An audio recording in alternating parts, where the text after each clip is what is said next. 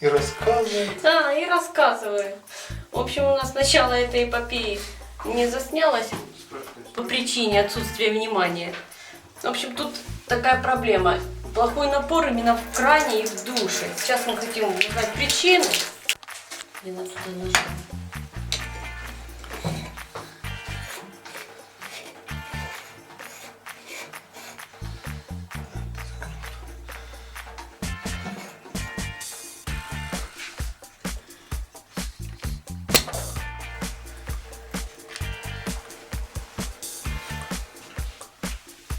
Чистый. Что может причина быть?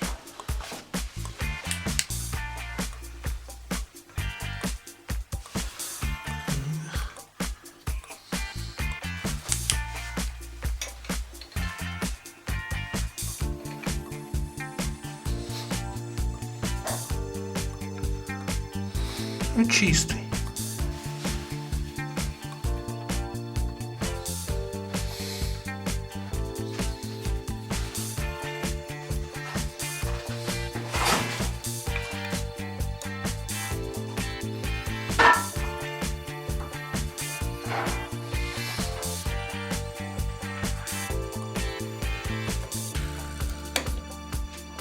Может, тут прям самому с картридж.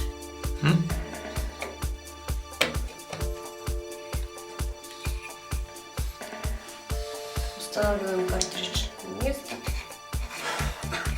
Тут бывает под него нагонит мусором. Там чистый был? Да, абсолютно Ну, чистый. там одна там палочка была, но не знаю, сколько она может повлиять на это. Это резиночка была. Кусочек.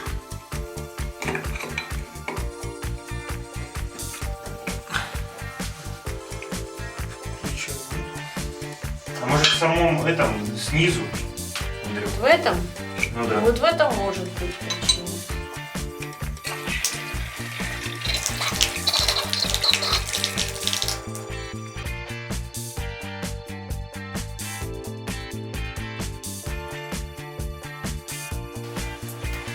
Он тоже чистый. Что, даже и не зарос ничем.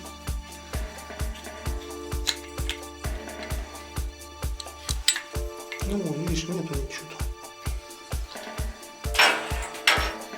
Значит, сам кран получается такой, что сильный напор, что ли, не пропускает. Ну так, а душ? Чуть-чуть засорилась.